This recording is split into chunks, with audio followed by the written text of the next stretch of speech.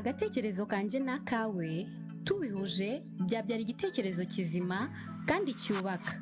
Ni mu kiganiro The Struggles of Single Mothers mu gace kahariwe Akantu k'Ubwenge. Akantu k'Ubwenge podcast. Nongeye kuguha ikaze mu kiganiro The Struggles of Single Mothers ku rubuga rw'abagore birerana abana. Kuko mumaze kubimenyera, amazina yanjye nitwa Umubyeyi Denise. Muraza kunyihanganira, narwaye gripe ariko muhaye ikaze mu kiganiro mu gace keza twahariye Akantu k'Ubwenge. Niba ari ubwa mbere duhuriye muri kino kiganiro, dufata ibintu bigiye bitandukanye biri kuvugwa hano hanze, ibyo ari byo byose, hanyuma twebwe tukagira isomo tubikuramo nk'ababyeyi b'abagore birerana abana. Share, comment, subscribe ni inkunga yawe ikomeye kugira ngo ibiganiro byacu bigere kure cyane ku bandi babyeyi b'abagore birerana abana ndetse no ku nshuti z'ikiganiro. Gwe ku bantu bemera urupfu rwa Yesu Kristo, niba nawe uri muri abo, nkwifurije umunsi mwiza kandi nakugeneye ijambo uri buze gusoma riri muri Yesaya igice cya 53 umurongo wa 5. Burya Bibiliya ni igitabo gisumba ibindi bitabo byose, kandi mu gace keza twahariye Akantu k'Ubwenge no muri Bibiliya habamo amagambo meza menshi aruhura, abohora, ndetse harimo n'amagambo menshi atugarura mu murongo iyo twatanye tukajya kure. Rero ni byiza ko uza gusoma uwo murongo kugira ngo wumve icyo Bibiliya, ijambo ry'Imana, rivuga ku rupfu rwa Yesu Kristo. Uyu munsi turi buze kuganira ku bintu bigiye bitandukanye.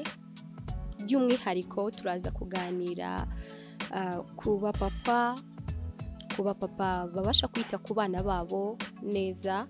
Hanyuma turi buze no kuganira ku mugore nahisemo ko tuza kuganiraho, kandi ndibuze no kuza kubabwira ku mbuga nkoranyambaga za Tanzania indirimbo nshyashya yaciye ibintu.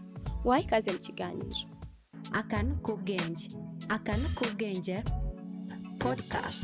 Mbere yuko twinjira mu kiganiro cyacu mu Kantu k'Ubwenge episode ya 5, reka mbanze nkubwire ino nkuru y'umupapa umwe twaganiriye. Yahoze ari umusore, hanyuma aza gutera umukobwa inda. Amaze kumutera inda, umukobwa arabimubwira ati dore byagenze uku ariko wanteye inda. Ariko uburyo urukundo rwabo rwatangiyemo cyangwa se uburyo baryamanyemo byari ibintu bitateguwe, uwo mugabo atifuje, kuko uwo mugabo yari asanzwe afite umufiance ariko wabaga hanze. Hanyuma rero uwo mukobwa babyaranye we barakoranaga. Hanyuma rero aza gukundana nawe se cyangwa kugirana ubucuti. Yanganirije ambwira yuko bapanze gusohokana bakajya kure. Bagiye, uwo mukobwa niwe wari kwishyurira ama bills yose. Hanyuma ariko uwo mukobwa yari yamutagetinze nyine, urumva ko we yashakaga ko baza kuryamana, kuko uwo mugabo ngiye tuganira yambwiye yuko atifuzaga yuko yaryamana n'uwo mukobwa. Baratemberanye rero, bigeze nijoro, aho kugira ngo buri wese aze gufata icyumba cye nk'abantu bashidutse bacitswe, bararyamana. Muri uko kuryamana rero havuyemo kwisanga yateye uwo mukobwa inda. Uwo mukobwa ariko akaba umukobwa ufite indimi nyinshi, kuko nawe yari afite undi muhungu ashaka ko bazabana, ariko uwo muhungu yari ari muri processes zo kujya hanze. Biba ibibazo, umukobwa aragaruka abwira uwo mugabo ati ngewe wanteye inda. Kuko uwo mugabo yari azi neza yuko koko baryamanye, yaravuze nta kundi uwo mwana ngomba kumurera. Ariko amuha n'agaciro, aravuga ngo reka nzi iwanyu dusabe dukore nyine ubukwe tubane, kuko iyo nda yari itaranagaragara cyane. Hanyuma umukobwa arabyanga, amusobanurira yuko nubwo yemera yuko iyo nda ari iye, ariko afite undi musore akunda kandi yifuza ko bazajyana hanze kuko uwo muhungu yari ari muri izo gahunda. Okay, umugabo aravuga ati niba udashaka kubana nanjye ubwo uri muri processes zawe ubwo nta kibazo. Nuko byagenze rero umukobwa yakomeje kwita ku bintu byo kujya mu rugendo rwe n'ibindi nk'ibyo ngibyo, ariko bisa nkaho bitindamo gatoya n'umwana aravuka. Amaze kuvuka uwo mupapa akajya amwitaho, bajyana ahantu ntagaragare nyine nkaho ari papa w'uwo mwana, bakavuga ko ari umushoferi wabatwaye, bakavuga ko ari umuntu wenda bari batumye ibintu, igihe wenda umukobwa yaba ari nk'iwabo. Hari nk'ukuntu umukobwa aba ari iwabo afite umwana, hanyuma umugabo babyaranye akamuzanira nk'amata, akamuzanira amapampex cyangwa se n'ikindi kintu nk'icyo nk'ibindi bintu nk'ibyo ngibyo umwana ashobora gukenera se yamuzanira. Hanyuma rero uwo mukobwa yajyaga abwira iwabo yuko uwo muntu uzana ibyo bintu ari umushoferi baba batumye. Uwo musore rero yakomeje kwihanganira ibyo bintu, aravuga ati nyine niba umukobwa adashaka kubana nanjye nta kundi, buriya afite undi muhungu babana, ariko uwo mukobwa akaba yarabeshye uwo muhungu bazajyana yuko nawe uwo mwana ari uwe. Ni ukuvuga ngo uwo mwana yari afite ba papa babiri, uw'ukuri n'utari uw'ukuri yifuza kuzajyana nawe. Hanyuma rero ukuntu byaje kugendekera uwo mukobwa, ku munsi ibyangombwa byabo byari bimeze nk'aho bitunganye, hahamagawe papa w'umwana gusinya, ariko umukobwa ntiyavuga nyine byose yuko agomba gusinya, yuko umwana agiye kujya hanze y'ibiki. Hari utuntu yari yarahishe uwo mugabo babyaranye, adashaka yuko uwo wundi ashaka ko bajyana abimenya. Ikintu cyabaye rero, nyine papa w'umwana wa nyawe yaje gusinya. Ageze aho yagombaga gusinyira, asomye ibyemeza yuko umwana agiye gutya na gutya atazongera no kumubona, umupapa ahita avuga ngo oya, nta hantu muri bujyane umwana wanjye. Byabaye ibibazo bikomeye rero, umukobwa yishyiramo uwo mugabo, nyimye amahirwe yo kwigira hanze, ibintu byinshi biba ibibazo. Uwo mukobwa rero kuko yari yaranze kubana n'uwo mugabo wamuteye inda, byarangiye n'ubundi atagiye hanze, ariko wa musore wari kuzajya hanze we byarangiye yagiye. Umukobwa aguma mu buzima butamworoheye bw'i Kigali, hanyuma bimuviramo noneho kuba ikirara. Kurera umwana biramunanira, agerageza andi mahirwe menshi yo kujya hanze, anajyayo asiga umwana, ariko amusigira se. Atangira kwita ku mwana we, yikuramo ko na nyina ahari kuko nyina yahoraga mu ngendo za hato na hato ndetse n'ubuzima bwo kuryoshya. Uwo mubyeyi rero w'umugore ntabwo byaje kumuhira, kubera ko yaje kurwara, araremba cyane, bimuviramo n'urupfu. Ubu tuvugana ntago akiriho, ariko uwo mubyeyi w'umugabo arera umwana we. Inama rero nziza cyangwa se akantu k'ubwenge kari muri iyi nkuru ntangiye nkubwira muri episode yacu ya 5 y'akantu k'ubwenge, tumaze iminsi tugaruka kuba mama birerana abana, ariko ntitunavuge ku bapapa nabo bahari b'imfura bita ku bana babyaye. Mu by'ukuri iyo nkuru y'uwo mubyeyi w'umupapa yankoze ku mutima, kubera ko ni gake cyane mpura n'abantu bavuga ngo ndi umupapa nita ku mwana wanjye bimeze ukuntu. Abagabo benshi bazi ko abagore ari bo bantu bashobora kwita ku bana neza, ariko tutiyibagije yuko n'abagore turimo abadafite imico myiza, ku buryo no kurera umwana bishobora kutunanira. Rero akantu k'ubwenge kiza karimo, mu gihe wowe w'umusingo mada uri kunkurikira ubona utari mu nzira nziza, ubona uri mu mico mibi, nakubwira ngo hagarikiraho, kugira ngo ubuzima bwawe butarangira vuba ukibuza amahirwe yo kwirerera umwana, kandi ari wowe mu by'ukuri wagakwiriye gufata iya mbere kugira ngo uhe uburere, ufate umwana wawe ukuboko nk'uko nawe iwanyu bagufashe ukuboko, nk'uko imiryango yagufashe ukuboko, kugira ngo ubashe kumunyuza muri ibi bihe bitoroshye. Nkiri rero kuri uwo mupapa, hari akavidewo k'umukinnyi kapiteni w'Amavubi hamaze iminsi yaba umupira ariko kapiteni w'Amavubi yagaragaye muri video afite akana ke yasohotse mu kibuga ajya kuzana akana ke kagakobwa hanyuma yifuzaga yuko bakwishimana basereburana mu by'ukuri wenda bakaba banafatana amafoto ntago nzi icyo yatekerezaga ariko ukurikije uko umuntu abona video wabonaga ko afite intego nziza. Hanyuma rero abashinzwe ikibuga baje kumuhagarika buriya buri hantu hose haba hafite amategeko yaho. Hari ahantu nagiye mbona bamwe babivuga neza abandi babivuga nabi ariko twebwe mu kantu k'ubwenge ntago ari icyo ngicyo tuje kuvuga, ntago tuje kuvuga neza cyangwa se nabi, nta ruhande na rumwe turimo, ahubwo icyo dushaka kureba turashaka kugaruka kuri uriya mu kapiteni w'ikipe y'Amavubi.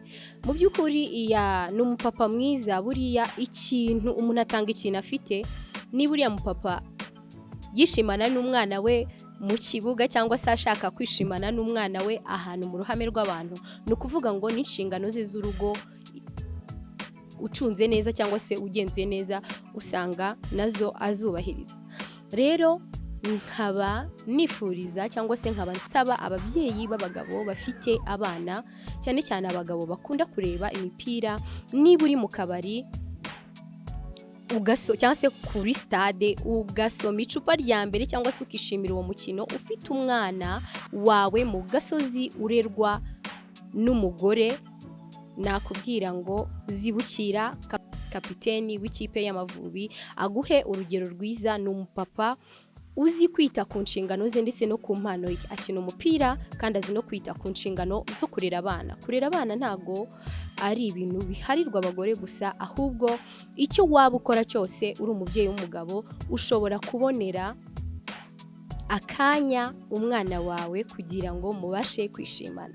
Rero nanamushimira nkanavuga ngo yatanze urugero rwiza ku bapapa benshi barebye kariya akavideo n'akavideo keza gashimishije. Ubundi dukunda kubibona ku bakinnyi b'imipira y'amaguru ariko bo mu bindi bihugu.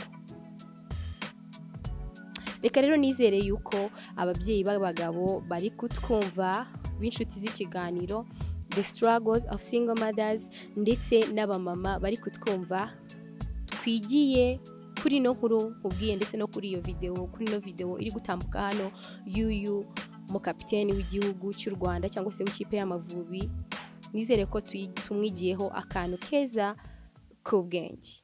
Akantu k'ubwenge podcast. Nk'uko nabigusezeranyije rero ku mbuga nkoranyambaga za Tanzania ibintu bikomeje gushyuha, ibintu bikomeje kuba show. Leo silali, it's your birthday tonight, agizia dorime, bili ya hali, hakikisha hiyo bila sipewe mwingine. Leo silali, it's your birthday tonight, agizia dorime, natamali, ubavu chuma upande mwanaume washinde. Watatupenda, referee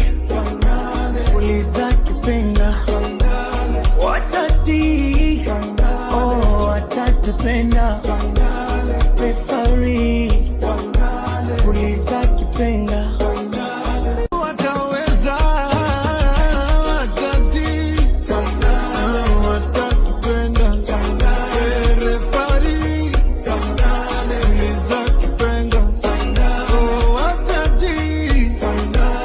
watatupenda referee puliza kipenga.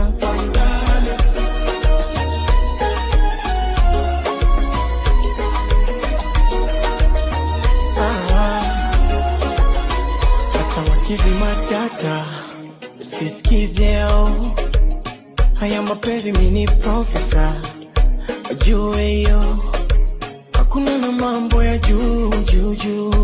Oh my love, najua Mungu atatulinda naomba.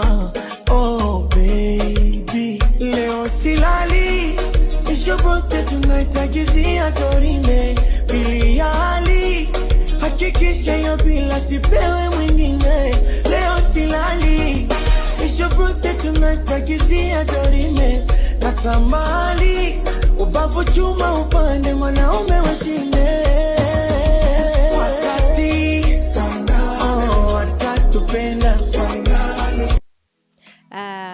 Na hano mu Rwanda ikintu ugiye kuvuga njya nkibonaho cyane cyane ku bahanzi, ariko buriya nta mufana ukwiriye kurwana n'undi bitewe n'abantu bari gufana. Niba ukunda umuntu, ukunda ibikorwa bye, n'undi akaba akunda undi akunda ibikorwa bye, ni byiza yuko mwese mwakwishimira nyine intsinzi z'abantu mufana, apana kubagonganisha.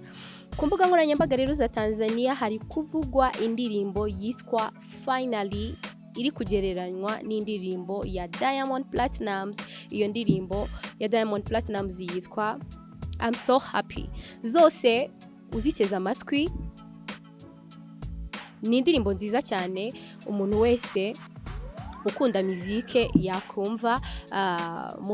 Mu myaka yahise wasangaga Alikiba na Diamond Platnumz ari abantu bakunda kugonganishwa n'abafana, noneho yakoze ibi, uriya noneho hagiye gukora ibi, uyu noneho yakoze ibi, ariko byasaga nkaho byacecetse. Ariko indirimbo yitwa Finally ya Alikiba yafatanyije n'umusore wahoze mu isinda rya Sauti Sol. Reka nizere ko rero nawe nk'umusingo mada uri buze kwishimira kumva no kureba neza ubuhanga buri muri zino ndirimbo. Akantu k'ubwenge podcast. Nk'uko rero mba nabibasezeranyije, mba nateguye umugore tuza kwigiraho akantu k'ubwenge. Hari ababibona bakabona ni imyidagaduro, bakabona ni ibintu bigiye bitandukanye, ariko buriya haba harimo ikintu gikomeye ukwiriye kwigira ku bantu bagiye batandukanye. Niba wumvishe umugore wo muri Pakistan uburyo yabashije kuva mu bibazo bye kandi ubuzima bwe ubona butamworoheye, niba ubona abakobwa b'abanyarwandakazi ukuntu bari gushakisha ubuzima mu bintu bigiye bitandukanye kandi ukabona bari gukoresha imbaraga zabo, nabyo ni akantu k'ubwenge. Ibyo byose iyo turi kubibona natwe biba biri buduhe inyigisho nziza kugira ngo tubashe kuva mu bibazo byacu bigiye bitandukanye, kuko buri muntu wese aba afite ibintu ahanganye nabyo ari kunyuramo bigiye bitandukanye. Rero reka twerekeze ku mugore bateguriye ko tuza kuganiraho uyu munsi. Uwo nta wundi ni umugore ufite ibigwi bihambaye, ni umugore wageze ku bintu bitandukanye, ni umugore w'umusingo mada, ni umugore w'icyamamare, ni umugore w'umuririmbyi kazi ukomoka mu gihugu cya Colombia, ndetse ni umugore wubakiwe ibibumbano, yitirirwa imihanda igiye itandukanye, ni umugore wagaragaye mu nkundo zihambaye. Tugiye kugarukaho uwo nta wundi bamwita Shakira. Shakira yavukiye muri Colombia ku wa 2 Gashyantare 1997. Yavukiye mu muryango mugari. Se yitwa William Mebaraka Chadid, naho nyina yitwa Nidia Torado. Ikidasanzwe rero kuri uyu muhanzi nuko impano ye yatangiye kugaragara akiri muto cyane. Ku myaka 8 gusa yaramaze kwandika indirimbo ye ya mbere. Mu ishuri yarazwiho kubyina cyane cyane imbyino zo mu bwoko bwa belly dance, ari nabyo byatumye azamuka cyangwa se ari nabyo byatumye abasha kugaragaza impano ye akiri muto. Mu buzima bwe bw'urukundo, Shakira yigeze gukundana n'umuhungu wa perezida wa Argentina Antonia de la Rua. Bakundanye imyaka igera ku 10, ndetse uwo musore anamufasha mu bijyanye n'akazi ke. Ariko muri 2010 baje gutandukana. Nyuma yaho habayeho ibibazo by'amategeko, aho Antonio yasabaga amafaranga avuga ko yagize uruhare runini mu gutsinda kwa Shakira. Ariko Shakira arabihakana, urukiko ruba ari rwo rwifatira imyanzuro rugakemura icyo kibazo.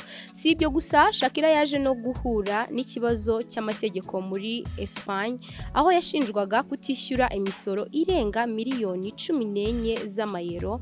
Muri 2023 yemeye kumvikana n'ubutabera yishyura ayo mafaranga n'izahabu, maze ikibazo kirangira adafunzwe.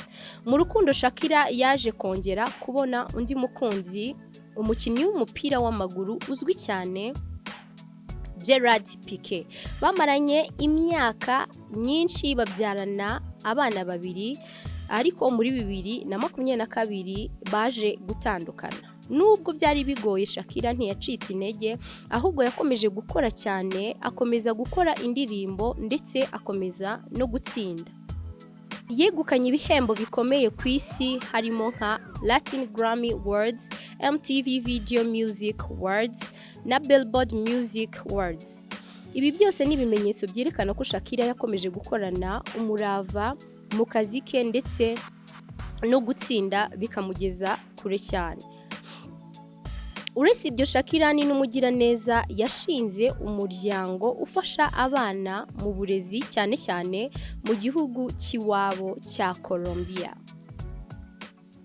Kuri uyu munsi rero Shakira atuye muri Miami, ari kumwe n'abana be babiri. Nubwo ari icyamamare ku isi, akomeza kuba umubyeyi mwiza wiyitaho, agakunda abana be ndetse akabigisha indangagaciro nziza. Ikintu cy'agaciro rero twamwigiraho natwe nk'abasingo mada Shakira: kwizera impano yawe, gukora cyane, kudacika intege no gukomeza guhaguruka n'iyo ubuzima bukiri kukugerageza. Ibyo ni byo bintu by'agaciro dushobora kwigira kuri uno muhanzi tumaze kumvira amateka ye agiye atandukanye. Nk'ababyeyi b'abagore rero birerana abana, hano nk'uko nakomeje mbibabwira, dukomeza kumva amateka y'abantu bagiye batandukanye, yaba bo mu Rwanda ndetse n'inyuma y'igihugu cyacu, kubera ko ibibazo biri ahantu hose kandi ibibazo biba ku isi yose. Mujye mubyibuka, intego yacu ni ukumva, kwiga no gushakira hamwe umuti w'ibibazo duhura nabyo buri munsi. Shakira nk'uko wabyumvishe, yari afite umuntu babana bwa mbere ariko ntibakomezanya, ariko yagiye avuga yuko impamvu batakomezanyije ari uko yashakaga kwita ku kazi ke kandi bombi babyemeranyijeho. Yaje gushaka rero, ariko urushako rwe ntirwamuhira. Nyuma y'igihe afite abana, ntago yigeze afata abana be ngo abatange, kandi umugabo we ni icyamamare, afite n'amafaranga menshi, yabasha kwita yego ku bana. Ariko na Shakira ntago yakunze ubwamamare bwe ngo yibagirwe ko ari umubyeyi. Ako ni akantu keza dushobora kwigira kuri Shakira. Abamama benshi dukunda guhisha abana, cyangwa se tukavuga ngo dufite ibintu byinshi byo gukora, ugasanga kubona umwanya wo kurera abana bacu harimo no kujya kuryoshya no kujya mu tundi tuntu tw'utugahunda twacu, ugasanga abana bameze nk'aho batuziritse, bigatuma twanga kurera abana bacu.